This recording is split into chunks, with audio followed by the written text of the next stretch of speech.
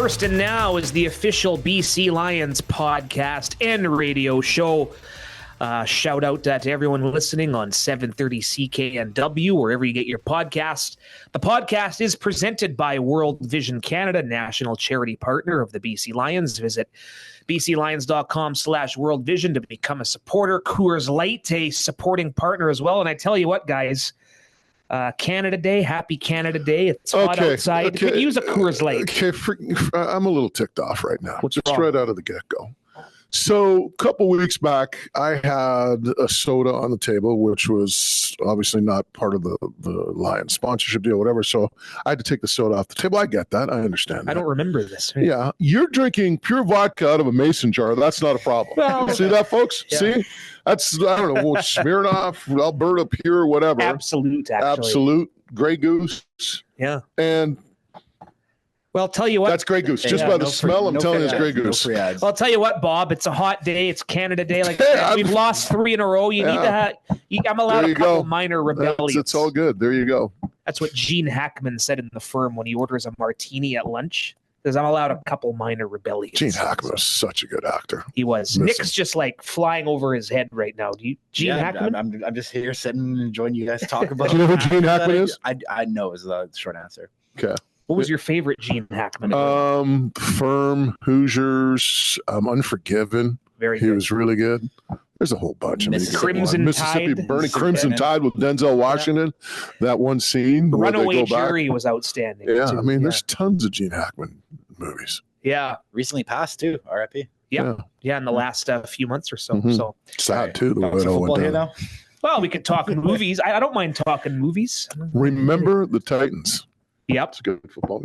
We can even tell people how we met Coach Ike Boone one time. That was where was that again? I was in Jacksonville. You were in I was Jacksonville? not in Jacksonville. Okay. Yeah. You want the story? Yeah, let's go. Okay. Sitting in the parking lot, golfing on the Saturday before the big game. Yeah. And this guy walks into the hotel lobby. He's an older gentleman. He's probably like 75, and he's just losing it. And he's talking to this young kid who's about 30. And he starts cussing and swearing. And he talks about this incident in the parking lot where somebody was driving really fast. They drove by and he told them to slow down. And then they kind of did a loop to loop or whatever. And he told them again, and they told him to relax, old man, or something like that. And this guy's like, and I look to the young guy, I go, if that's your granddad, I go, he's full of fire and brimstone. He goes, not my granddad, but he goes, that's Coach Herman Ike Boone from Remember the Titans. I go, Wow. really? And we wound up getting him on the show afterwards. He was a great interview and told us a lot of stuff. You got to remember something about Remember the Titans, as good as it was. Think about this. It was a Disney movie, right? Yeah, it was. So there's a lot of stuff that happened, like Coach Boone told us, that happened in real life that wasn't actually in the movie. But yeah, Herman Ike Boone, Remember the Titans, great guy. Jacksonville, that was Patriots Eagles 2004, Yes. something like that. Yes. It was a logistical nightmare, as he once said on the radio. Yes. But it was a lot of fun. Yeah. Just it was a nightmare going from point A to point B. Yeah. Ask Nathan next time you talk to him and say, hey, what's it like driving around in Jacksonville going from point A to point B? It's huge. Yeah. Not easy, I've heard. No. We All talk right. some football now? Yeah, like let's go. Let's get. No, I'm always story time with Moj is one of our favorite times. So bring more of those every week. We'll kick it off. But yes, BC Lions coming off a 37-18 loss in Saskatchewan. Some potentially positive injury report news from Tuesday at practice that we'll get to a bit later on in this opening segment. We'll preview the Montreal Alouettes clash Saturday, but. Rewatched a good chunk of it right when I got home. Actually, wasn't quite got a bit of a second wind. Wasn't quite ready to go to bed yet. Thoughts on the defeat, Moj, upon rewatching and rehashing? It's like it's been the last 3 weeks. I mean, you look at the stats at the end of the night, and you're looking at the stats and going, everything seems to be pretty close, except for maybe a couple of things like turnovers. And you say to yourself, this should be a one-score game, a field goal, a touchdown, and instead it's, 2-3 scores. And it's the same thing that we've been harping over and over for the last 3 weeks. As Walliguano used to say it, there's 5 plays in a football game that determine who wins that game. And right now, the Lions on those 5 plays might be getting one of them. They might not be getting any of them, and the opposition is cleaning up in that department. And as a result, that's why you're seeing such a difference in the scores. Well, defensive touchdowns each week too, right? Well, yeah. Saskatchewan and Winnipeg. Well, think about the fact that if you keep possession of the football and maybe score 7 instead of giving up 7, how that changes the momentum of the game. And it's when it occurs. Right before the half, they score the touchdown to Saskatchewan on the table on Campbell interception.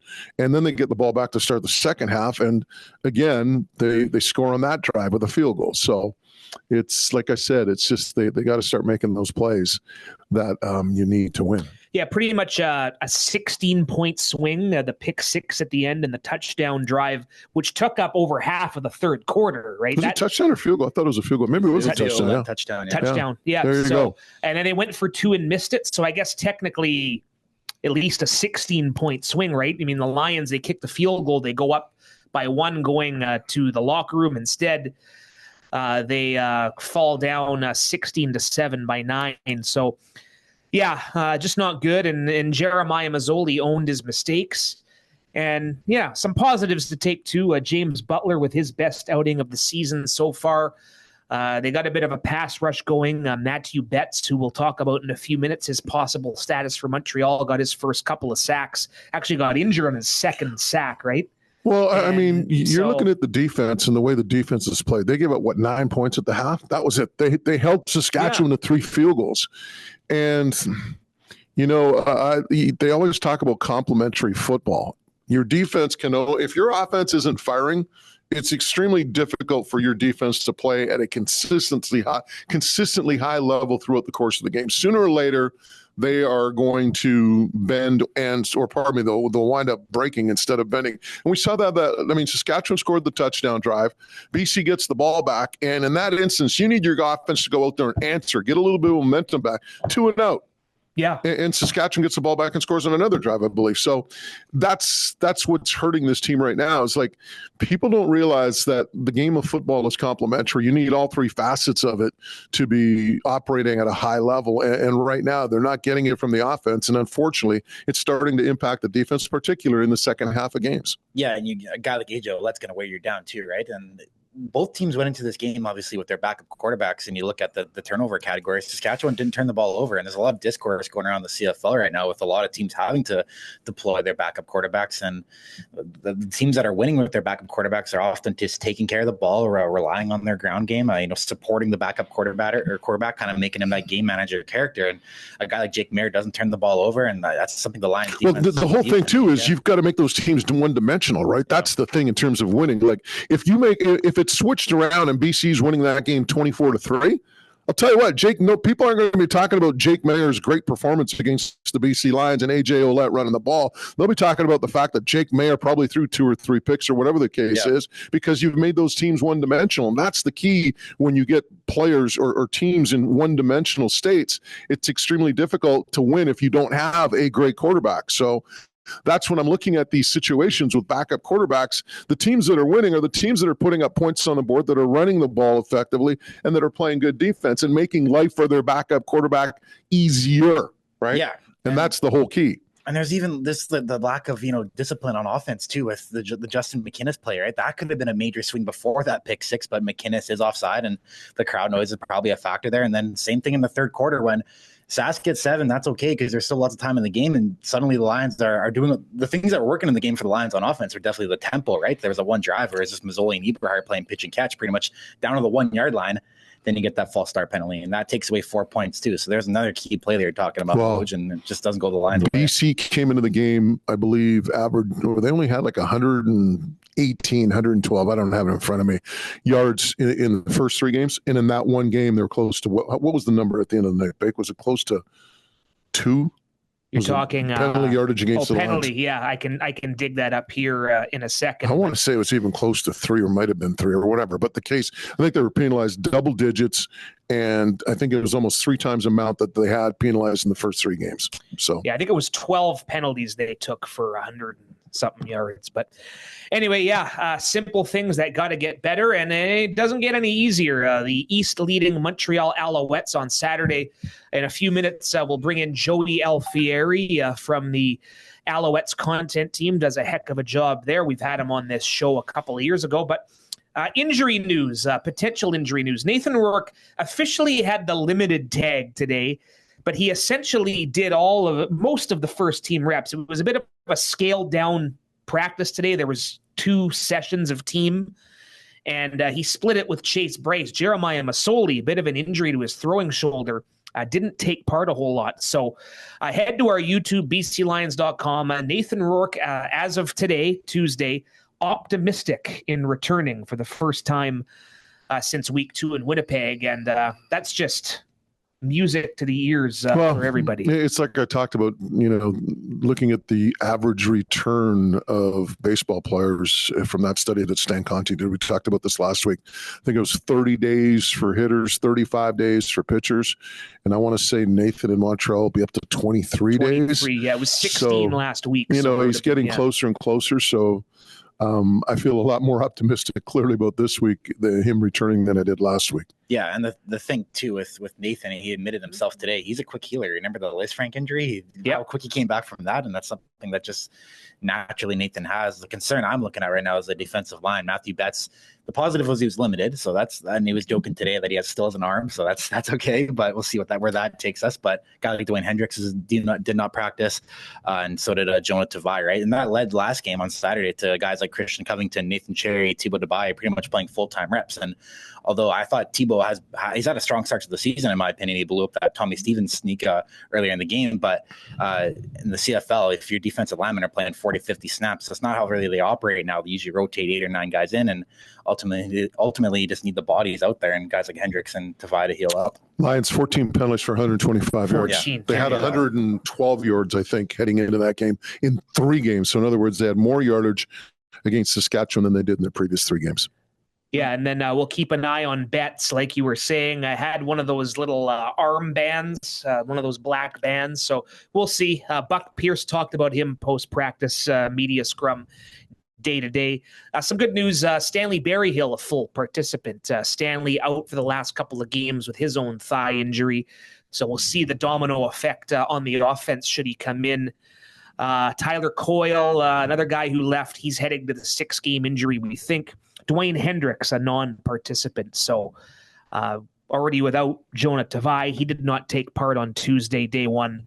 So we'll see how impactful these defensive line injuries are. That's what Nick mentioned. All of a sudden now you are getting players to take another 10, 15 reps a game due to the injuries. The rotation might be smaller. And conversely, when that occurs, with more workload, players get perhaps more fatigued and more susceptible to injury. So it's kind of like a cycle, right? So obviously, I'm sure the Lions or, Ryan Rigmaiden might be looking around, seeing who's available and who might be brought in. And I know there's still some players on the roster that could be possibilities. Tomase Lule. I think I got that right. Yep. He's still kicking around, right? So maybe he's a possibility. He's potentially coming on. Yeah, so we'll see what happens. All right, Watermelon Smash, July 19th, Lions and Rough Riders. That is going to be a huge one as BC can ill afford to drop the season series this early. Tickets start at just $19. How cool is that? Our BC Lions backyard festivities on Terry Fox Plaza underway at noon. We will be smashing watermelons. Everyone will take part in a fun competition with Rider fans. Lions 2-0 all time in the watermelon smash, right, Nikki? So yeah, don't lose these. Yes, and then we'll be donating the remnants of the watermelons to farmers in British Columbia. And if the weather's like it has been out here today, then expect the roof to be open. Saturday, July 19th, 4 o'clock kickoff. Again, adult tickets start at $19. But we're on to Montreal. Boy, oh boy, one of our favorite stops on the circuit. And we'll talk about the first place Eastern Alouettes with Joey Alfieri with the Montreal Alouettes content team. That's coming up on First and Now on 730 CKNW. And off to Montreal we go. Always a pleasure to bring in our good pal, the Director of Content and Communications. Talk about a solid title right there. It's our guy, Joey Alfieri, formerly of TSN Radio, of course. Everybody here is formerly of TSN Radio, just in case you're wondering. Yeah, myself included. I was an intern for a little bit. You were. I obviously didn't go through what you guys went through, but yeah. So it's an official reunion. Joey, how are you, sir? I'm good. How are you guys? Good. Always love coming to Montreal. A little different for us. Normally we're there in September. This time it'll be an early July stop, week 5. Of course, both these teams coming off losses. What's the mood with the Alouettes following their first defeat of the year in Hamilton? Yeah, a little bit of frustration. It feels like, just getting back to practice and talking to some of the guys today, they feel like, a couple of plays early on, especially could have swung that game the opposite way.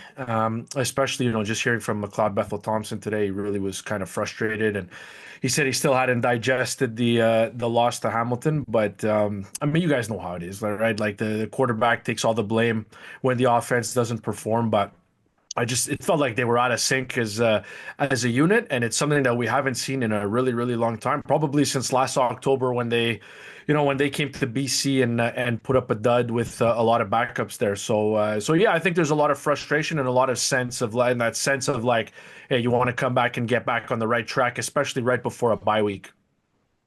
Yeah, Bethel Thompson took the first team reps, I think the majority on day one out there. What's your sense of the quarterback situation, keeping in mind, of course, it is very early in the week? Yeah, that's it. It's early in the week, right? Like we saw this a little bit last year too.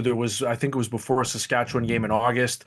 Davis Alexander hadn't practiced at all and then ended up starting the game anyway. So as of right now, every guy was on the field, so that's a step in the right direction. Alexander wasn't on the field at all last week leading up to that game against Hamilton. Now, all four quarterbacks on the roster were on the field. So, at this point, I think it's a flip of the coin. It's anybody's guess as to the way it's going to go. I guess it just depends on how he feels over the next couple days. What about the offense itself? Does it change if Bethel Thompson is in for Davis Alexander, or if Alexander comes back? Do you expect to see a different offense in terms of play calling? I don't think so. And it's funny, like last week I went on the Ticats pregame show and I said, like, obviously Alexander's more mobile, but like Bethel Thompson's hurdled people back-to-back weeks. Like they definitely don't have the same pace when they run. But there was a couple design runs in there and he could move a little bit. Obviously, he's a little bit older than Davis. Maybe doesn't move as well, but he's sneaky fast. He's like a young Matt over there. He's a sneaky fast. The speed will sneak up on you. So I don't really think they both have the big arm. They both like to push the ball down the field. So I don't think it really changes that much. But for sure, escapability, extending plays, those are all things that Davis Alexander does that are not necessarily part of the Bethel Thompson arsenal. It's interesting you mentioned pushing the ball downfield. The last couple of years with Cody Fajardo, Montreal was known for that short game, right? A lot of the screens, the hitch passes, whatever, extended handoffs, and allowing those receivers to rack up huge numbers in terms of yard after catch and allowing them to exhibit their athleticism. Is it still the same offense, or as you mentioned, are they pushing the ball downfield a little bit more now? You're going to see a lot of the screen stuff. That's what they've shown here through a month. There's still a lot of screens. But they've definitely, you look at Davis Alexander and just the tools that he has to work with. That is as strong an arm as I've seen on a quarterback. And I've been watching the league, maybe not as long as you guys, but I've been following very closely on a daily basis every day since 2000. And to me, I've seen some guys, and I've seen Michael Bishop, I've seen Ted White come through, and I think Davis Alexander can throw the ball just as far and just as accurately, probably a little more accurate than those guys could. So there's no doubt that he does let it rip. I think in week 1, we saw that, because they hadn't played together much in preseason, they were a little bit off on the deep stuff. But, the following 2 weeks, there was definitely some deep shots that they were able to connect on in Ottawa and in Edmonton. So, you'll see a lot of the same, Jason Moss offensive philosophy, but they're not shy about chucking the ball down the field. Joey, one of the more surprising, or maybe arguably the most surprising cut from training camp last month was Walter Fletcher, the team starting running back last year. What does the running back room look like so far? I know there's a couple different characters involved in the room right now. Yeah. So, that one, caught us all little bit by surprise for sure. I mean, Fletcher's been super productive over the last couple of years. But I mean, you look at what they've rolled out here and removed last week from the occasion because they didn't really run the ball a ton.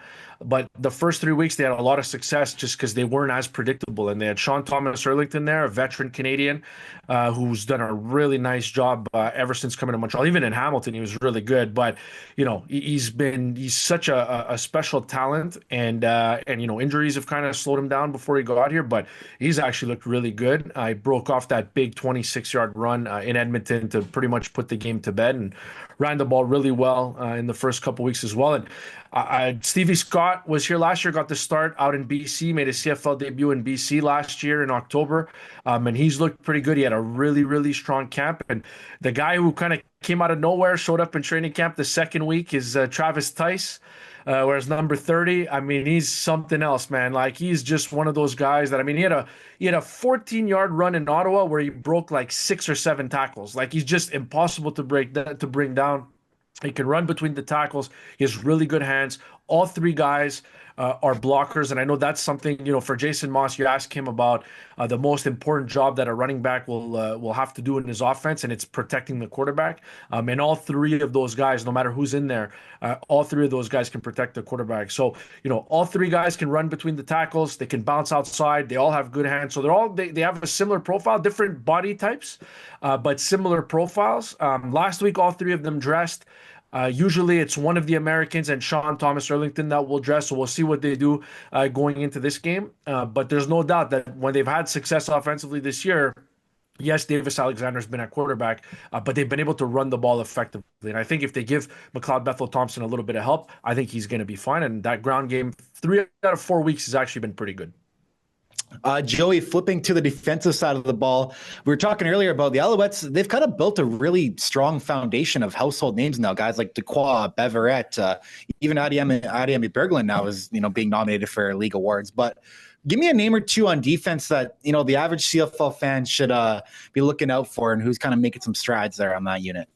Yeah, I mean, I'll tell you guys, they've been around for a long time, but I'm going to give them a little bit of love because they always, you know, they seem to get snubbed a lot when it comes to, you know, all-star consideration.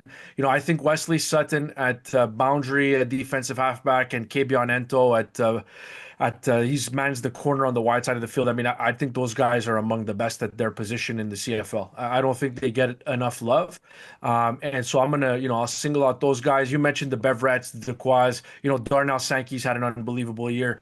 Sean Oakman has fit in really well. You talked about Adiemi Berglund, you know, Lowell Uguak. You know, I don't know how much people know about him because he was in the NFL for most of last season, but he's been really good. I think the guy that maybe, you know, flying under the radar, who had a really, really impressive training camp and who's earned a starting job right off the hop is a kid named Taiwan Mullen. He wears number 32.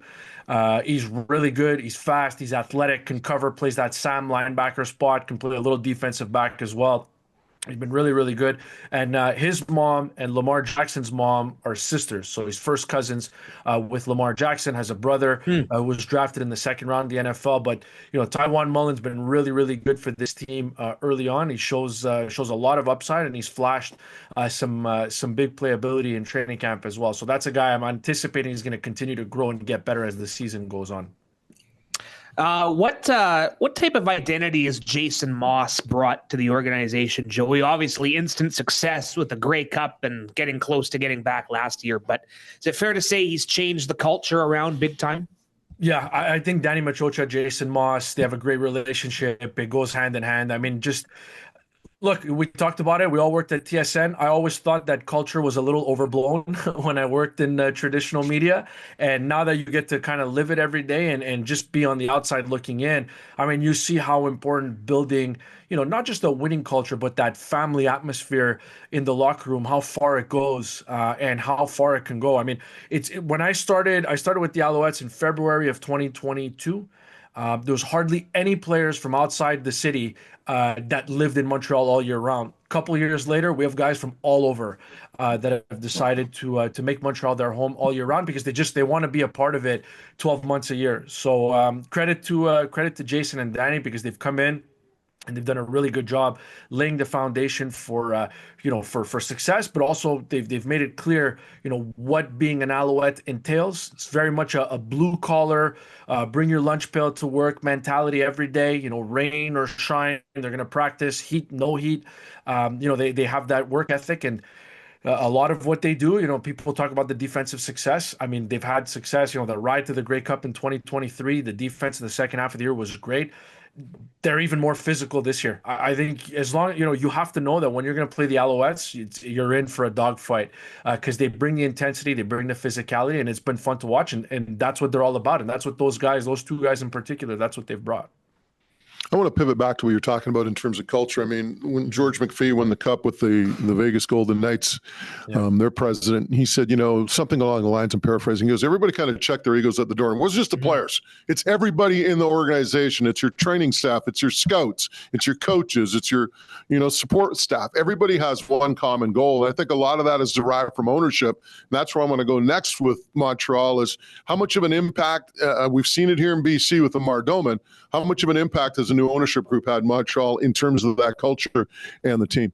Yeah, I mean, Mr. Pellado's he's been phenomenal. It just, there was some, especially, when you're owned by the league, there's a lot of uncertainty going to work every day. And it's just, they've come in, and I think you saw from, I don't want to say the get-go, but, the second half of their first year, that's as quick, as fast as you can turn around a football team. And you have to keep in mind, like, people forget this. Yeah, they were a 10-win football team in 2022, but they lost pretty much 4 or 5 of their top 7, 8 players in free agency that winter of 2023. So, they were able to turn it around. And yes, you win and you lose on the football field, but away from the field, that stability that ownership can bring, that calming presence that that they can bring, and the financial flexibility to make things happen both on and off the field has been massive for this organization. And it's a lot of fun. It's a lot of fun going to work and following these guys every day.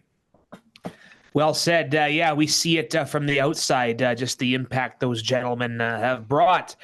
All right, this is always great, and we look forward to seeing you continued success. I love watching your post-game stand-ups there on the field. More teams should be doing that stuff, so kudos. And don't worry, we won't take seriously what Christian Matt has said about you, okay? Oh, really? Oh, Christian's talking. All right. Oh, but you got to take that with a grain of salt, right? Oh, I already have. You let Christian know that if he wants to drop a little per diem on me this weekend, I wouldn't say no. Well, that's our next. Right when we're done, we'll walk down to his meeting and lay that on the line. Thank you very much, sir. We'll see you on the weekend. Appreciate it. Thank you, guys. Joey Alfieri from the Montreal Alouettes. We'll talk more about the matchup just ahead. The BC Lions take on the Saskatchewan Roughriders, Saturday, July 19th at 4 p.m. It's the biggest rivalry party of the year with the Watermelon Smash. This year, you get in on the smashing, happening live on Terry Fox Plaza starting at noon. Tickets start at just $19. Don't miss it. Visit bclions.com and get ready to roar as one!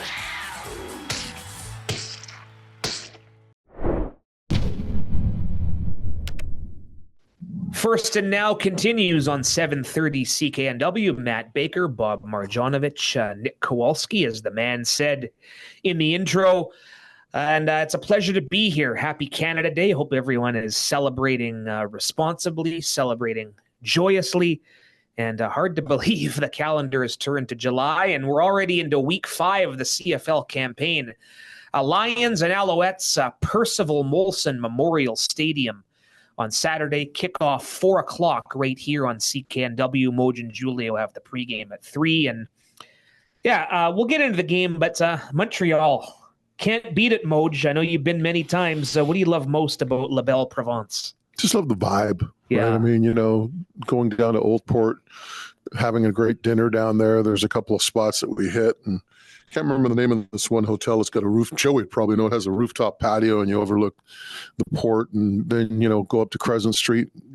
be responsible, have a cigar, maybe just one, because you obviously have to call a game the next day and then call it a night. But I remember last year we became foodies at like 1:30 in the morning. I think we're walking back to the hotel. We're getting we were by Dunn's, weren't we? We ended up at Dunn's. Yes, we had hot dogs and then we went to Dunn's. So like we were gouging at 1 o'clock just to get all that great Montreal food in us. But yeah, I will say this: Montreal can be dangerous, as we found out at Moretti's in Griffintown one night. And I'm talking about just from, having too much fun. But yeah, Montreal's my favorite stop on the circuit. The only bad part about Montreal is the flight. But other than that, it's awesome. Well, the flight, and we're there for we're so short, right? Yeah. I mean, in and out. And then it's essentially, back in the old days, I remember talking with Ryan Phillips. I think it was a couple of years ago at the cigar place. He was saying Stogies, yeah, Crescent Street. Mm-hmm. And he was saying that back in the day before charters, so the team would go commercial. So you'd leave an extra day earlier. So you'd go day 3, like 4. You get an evening flight, get in there late, and then you'd stay after the game, get up early the next morning. Yeah. He said, I'd literally be tackling an Alouettes player, helping up and say, oh, where are you going after? Where are you going after? Yeah. Guys would stay out. But yeah, I'm with you, Nikki. It is you feel like you're in a European city, right? Yeah, I mean, not the best amenities, but the views are good, and I like that about it. The lighting's always a little You're talking tough. stadium. Yeah, the stadium, McGill. But the city is definitely fascinating. I've only ever been there for going to work these road games in Montreal, but it's always a good time. We went out with the specialist last year for their up series. So we went to Boda with Sean White and those guys. So that was some fun. Went out for dinner with them too. But yeah, it was a lot to do out there, obviously. Is that where you went to the spa, or was that another trip? Well, we didn't partake in the spa, but Sean and the specialist got their bodies right. I know Sean always likes playing there too. Obviously, it's a place he played in for a couple of years and has success there, obviously, and looking to continue his perfect season as well. So get up and at it. We'll get back into football in a second, but you were a big Expos fan, right? Mm-hmm. So you went to a couple Expos landmarks back in the day. Yeah, I did the trek. I went to Jerry Park and just kind of walked around a little bit during the day. And the real sad part about it is you can still see the facade of Jerry Park. It's now like that, I believe, at the Rogers Tennis Center. And you can still see the facade of the old stadium. But the real sad part is that they don't have any sort of statue, monument, anything to let people know that, professional Major League Baseball was played there for the first time in Canada from 1969 through 1976. Willie's Pool is still there. They call it Willie's Pool because Willie Stargell had hit a home run in this pool beyond the right field fence. I don't know how far it was, but that pool is still there. So you can imagine like just standing by the pool and seeing this baseball going into it. And yeah, so it's kind of cool. And then, going to the old Montreal Forum as well. Did that last year. Yeah. The building, like when you pop out the building, the exterior of the building is still there, right? Like the facade, right? You can kind of picture all those shots from Hockey Night in Canada as a kid growing up. But when you walk inside it, I think it's a little disappointing. You see there's a few banners and stuff. There's some old seats, but it's not really much going on in there. I think they should have done a better job of preserving it and making it some sort of museum or whatever. But hey, if you want the truth, follow the money, right? And the money's in developing that real estate. Absolutely. Molson Stadium is where we'll be. Lions, Alouettes. A few more minutes to kick around this matchup before we wrap things up with some trivia. What are a couple of key areas you're looking at here? Well, I mean, to me, it boils down to what we talked about earlier, those big plays, eliminating those mistakes. And, you talk about the little things, you talk about details, and whether it's going offside, whether it's running the wrong route or not executing your assignment on defense, they've just got to get back to cleaning those things up. And those mistakes are going to happen during the course of a game. The key is that you don't get burned by them. And right now, whenever the Lions are making a mistake, it seems like they're paying a severe penalty for it. So they've just got to get back to cleaning these little things up. And, whether it's staying on side, like I said, executing a block or whatever the case may be, if they can do that, that'll add up to big things. Little things that add up to big things, right? So to me, that's the big key with this team is just getting on the right side of those 5 decisive plays. Yeah, we talked about Nathan Rourke off the top with the Lions quarterback situation. Davis Alexander obviously didn't play for the Alouettes last week, and they look like a complete different team without Davis under center. Yeah. Davis was limited in day one of practice with his hamstring injury. Joshua Archibald, the full participant, has yet to make his Alouettes debut after leaving there for free agency. But yeah, last week, McLeod Bethel-Thompson's under center, and he throws for 200 yards on 41 pass attempts. That's not the production you're looking for. McLeod Bethel-Thompson was their leading rusher with 3 carries for 19 yards. So, and there was an 18-point loss at Hamilton, right? So I think the Alouettes obviously have a stingy defense, a lot of household names. Now they built a really good foundation there, but on offense, the Lions have actually had a lot of success. My theory was kind of that in years past, like Cody Fajardo likes to throw flats, and the Lions were better off tackling and kind of going east-west instead of north-south, instead of east-west. But it's going to be a different game, and I think the Lions have had success though. They're 7-2 in their last 9 trips to Montreal, so that's a little momentum you're looking to keep up there. Yeah, the last 2 or 3 at least the Lions have won there. Remember, last year was a big William Stanback game, his return, and we talked about James Butler off the top. Yeah, so this for me, Moj, is time of possession, ball security. That's one area we talked about that long Saskatchewan series. Yeah, turnovers. Time of possession, dictate the pace. If it is Nathan Rourke back, and I think that bodes well as far as the Lions' chances are of playing from in front. The first half has been a big issue this year. Yeah, and I think it's been a big issue around the league when you look at scoring. I know Steve Daniels put out some numbers last week about the disparity between points scored in the first half and in the second half. And the Lions, of all those teams, the Lions are probably 8th or 9th in terms of first half points. But it's a situation where you want to make the other teams one-dimensional, and that's the thing that the Lions haven't really done this year. Maybe they did a little. I think they did maybe with Edmonton in the second half of their opener, but the other games, it's been the Lions who've been that one-dimensional team. And, when you're down 2 touchdowns and having to throw the football, it makes the opposing defense's job a lot easier. So the Lions have to kind of swing that around. And I think, you touched on the turnovers. I know heading into last week, the team that won the turnover battle was 8-1. Well, we know what happened in terms of the turnover battle with the Lions and the Riders.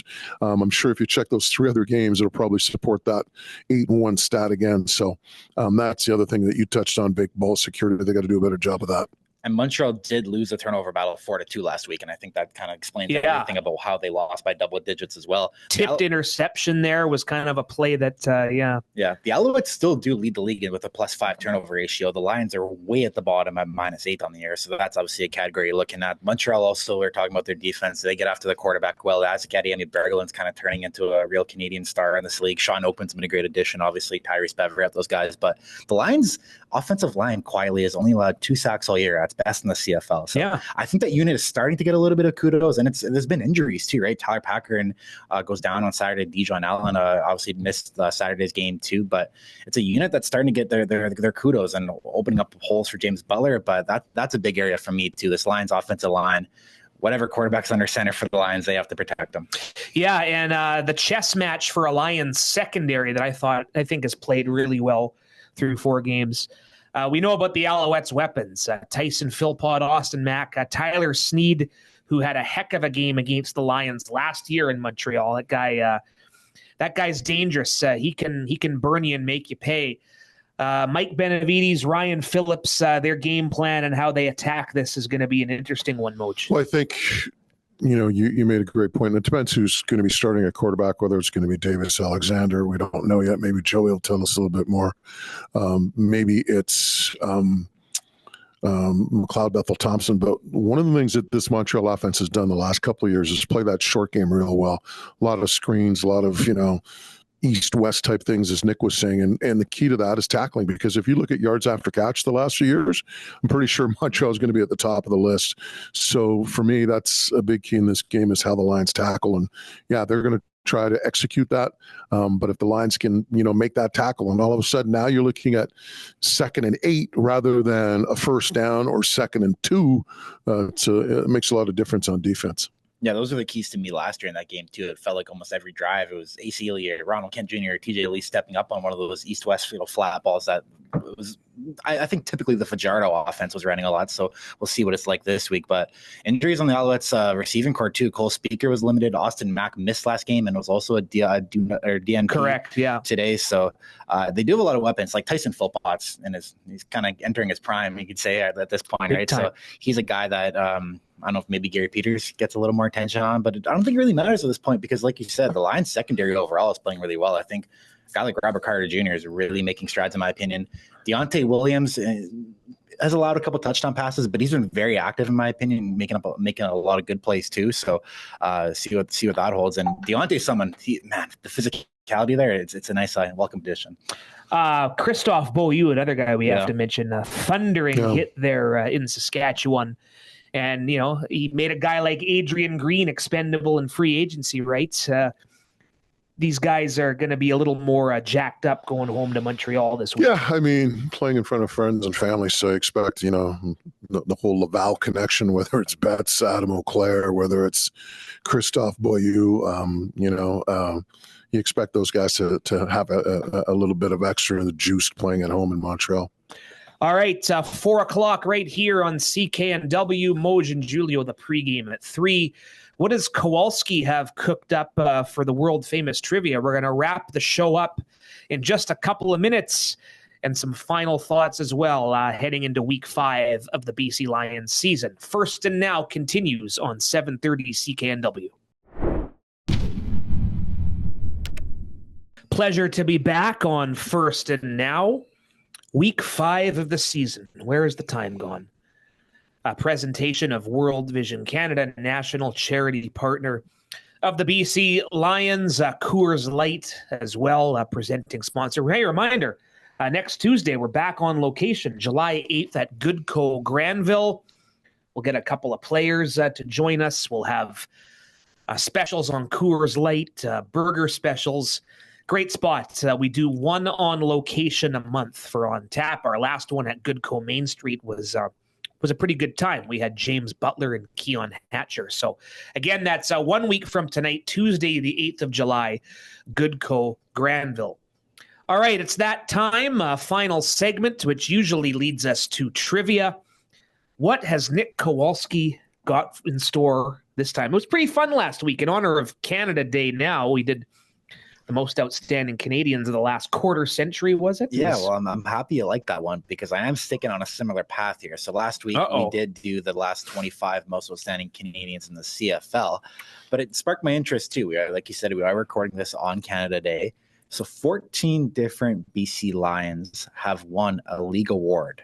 Or 14 Canadians that played with the BC Lions or coached with the BC Lions. That kind of gives away one.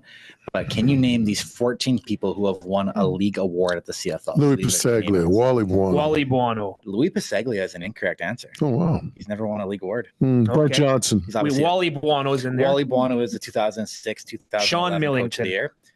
Brent Johnson. Brent Johnson's the most decorated, actually. He has 3. So he has a MOC in 05 and 06 and MODP in 06. Jason Claremont. Claremont, we went over this last week. 04, 07. Jim Young. Jim Young is a correct answer. Good pull, Moj, as the 1970 and 1972 most outstanding Canadian. Mm-hmm. Wow. So, and I heard of Millington there too, right? These are the names we went over last week. So I would expect you guys to get these. So Millington, you got? Millington, you got. That's 97 and 2000 most outstanding Canadians. So you're getting the most outstanding Canadians. There's a couple MODPs in here, a couple of rookies. That are Canadians? Yep.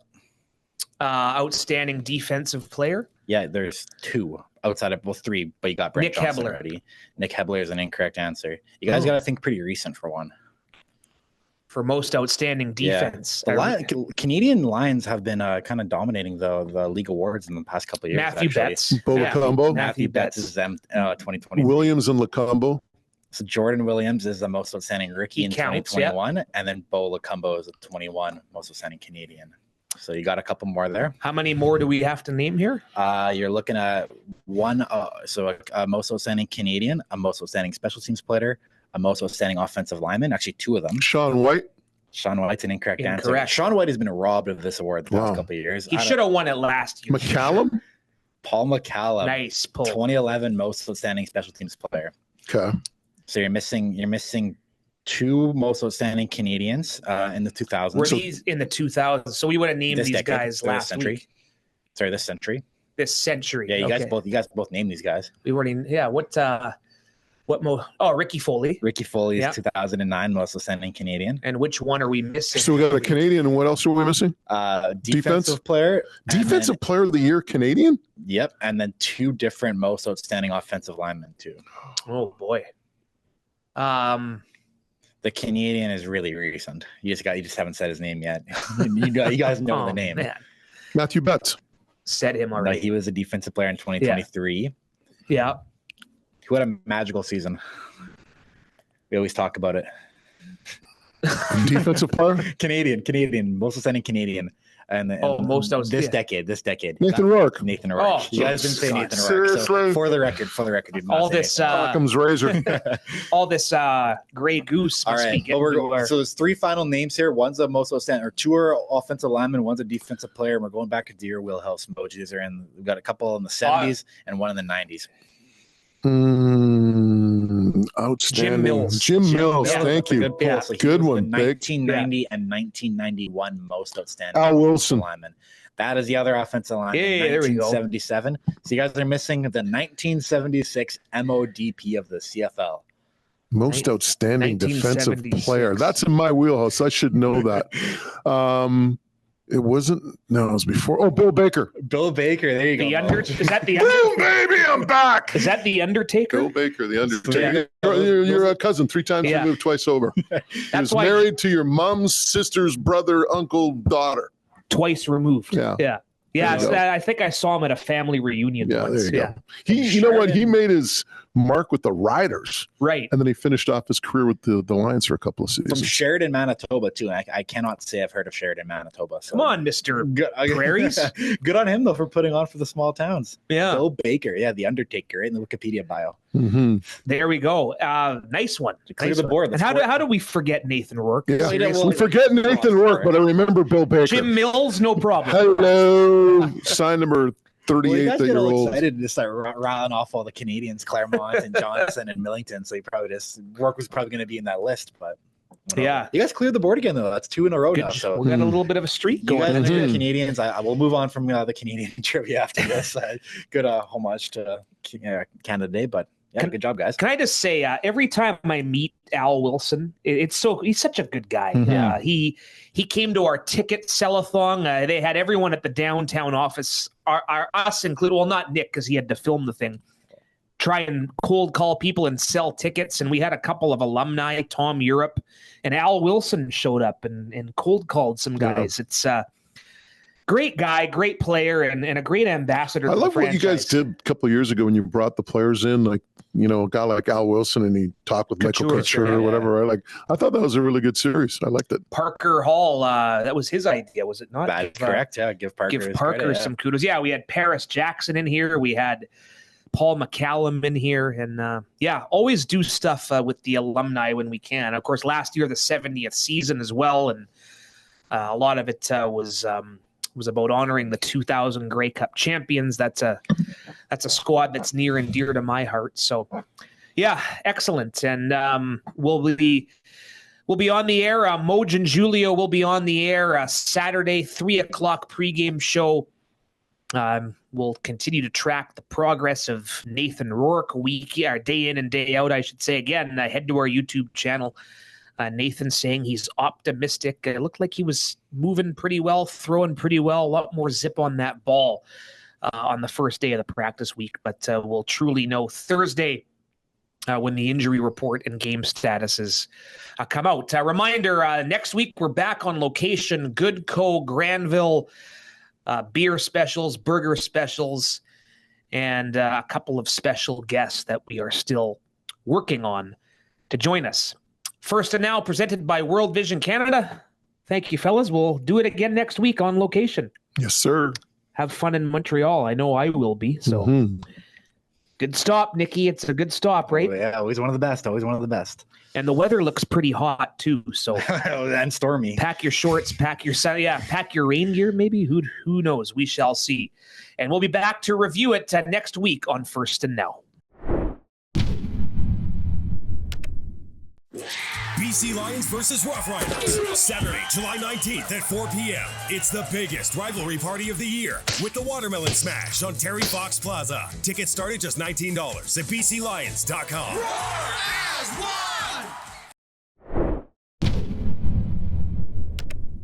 All right, it's that time again. We wrap things up on the podcast edition of First and Now with Cam Tucker, a little between the lines. Cam, of course, with BCLC, PlayNow.com, and he's on the other side of the country in Nova Scotia, but still good enough to join us on family vacation. Cam, how are you, sir? I'm doing good there, fellas. Just, calling you from New Germany, Nova Scotia. And for all you viewers out there, I encourage you to look it up. I would say that the people from Nova Scotia are probably the nicest people I've met. So happy to be on vacation, but happy to be joining you guys as well for this segment. Sounds like a blast. We love that. Let's get into it. Lions Alouettes. We've been talking about this matchup throughout. BC opening as a 5.5-point underdog this week, Cam. Yeah, no surprise, really. The Lions right now, obviously going through their struggles against Winnipeg and against Saskatchewan. And I mean, we kind of talked about, the last week and before the season that this would be the most difficult stretch of their year. 5.5-point underdogs, though, I still think that there's a lot up in the air right now in terms of the quarterback situation. So we think of Nathan Rourke. He was limited in practice today. We'll see if he gets the nod here this week. But if you're looking at the Alouettes as well, they had their struggles last week, and they didn't have Davis Alexander as their starting quarterback. They were going with McLeod Bethel-Thompson, and that offense, that entire team just didn't look, themselves. They just didn't look quite right. So I think right now there's a lot riding on the quarterback status for both Montreal and BC. The Lions, I don't think any surprise 5.5-point underdogs. But, the thing is, if they can get Nathan Rourke healthy and he can get in this week, start taking some reps with the first team, maybe he gets the start. He's feeling good enough to play. And the Alouettes don't have their starting quarterback. And one of the guys who's one of the favorites for the MOP, Davis Alexander, due to injury, then it makes things interesting. And right now, the Lions 5.5-point underdogs. We'll see if that shifts later in the week, depending on the quarterback status. But, there might be a window of opportunity here if the Lions can get their quarterback healthy and the Alouettes cannot, because the Lions, I think, need to come out into this game.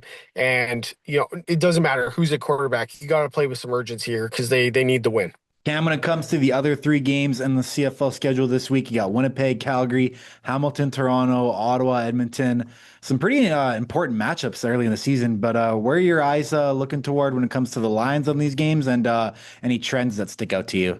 Yeah, I think the one that sticks out for me is Winnipeg. They're, right now they're favored by 3 points going into Calgary on the road to open up the week. And, the Blue Bombers right now are just kind of steamrolling the competition. They got 2 wins against BC. They got a win against Edmonton. They're 3-0, but they're also 3-0 against the spread. And the impressive thing is that in those games, the Blue Bombers have the lowest margin of victory was 13 points. So they're rolling right now. They're looking like that team that is, again, ready to kind of take control of the West Division. And so 3 points, I think, is quite favorable for Winnipeg. I think that's certainly, a line that they can go into Calgary and get that done and cover, not only win the game, but cover the spread. And then you look at the Stampeders, and I don't know exactly what this team is at the moment. They had a decent start to the year. They go 2-0, and then they play a game against Ottawa towards the end of June, and the weather just looked absolutely dreadful. You had high winds, you had monsoon rains. Big one for the under there was good, but the Calgary Stampeders, I just don't know what this football team is at the moment. And you get a team in Winnipeg who's just rolling right now. And so I think 3 points, for the Winnipeg Blue Bombers, I'd certainly be looking at that as an option going into this week, certainly to start the week. All right, talking boost, and it is Canada Day. It's fitting. Let's talk about a couple of receivers. Of course, our own Justin McInnes, and I guess he's our own too, Delta boy, the son of Corey Quick Six, Tyson Philpott. What kind of totals are we looking for these two Canucks on Saturday? Yeah, so we're going to have to wait to see. I think the quarterback status is going to have to play out here before we go into the weekend and boost this up. But basically what we're looking at right now is a Tyson Philpott Just a McInnes boost of some kind. I think that these Canadian receivers are kind of ready to break out. Justin McInnes, we've talked about this, for weeks into the season. When's the big game? When is the big game happening? And I think that last week was, certainly if you bet on Justin McInnes overs last week, that was a tough one. Only 3 targets. Still think he's the elite receiver right now, probably in the CFL, but the opportunities have to come here. And so I think that looking at his target share from last week and then looking at what the Lions might want to do offensively this week, I think he's in a bounce back position. And then Tyson Philpott, he's had one really good game against Edmonton and 3 other productive games, but you want to see more out of him as well. So I think that both of these Canadian receivers on this Canada Day week are going to be primed for some very big games. And so we are going to be looking to cook something up on Justin McInnes and Tyson Philpott, probably looking at a parlay. But we're going to wait for the quarterback status on both teams before we officially come out with the boost later in the week. And keep it tuned to PlayNow.com to see how that boost materializes. All right, sir. We'll let you get back to family duty in beautiful Nova Scotia. Who knows? Maybe we'll get out there one day for Touchdown Atlantic one of these days. You just never know. So. The over-under on lobster dinners was 2.5, and right now, boys, the under is trending, but I think that that's going to change later in the week here. So. Oh, it's early. Yeah, it's early, yeah. Life's too short, as they say. Yeah, take care there, guys. All right, sir, we'll do it again next week. Thanks, Cam. Yeah, have a good one. Happy Canada Day. Happy Canada Day.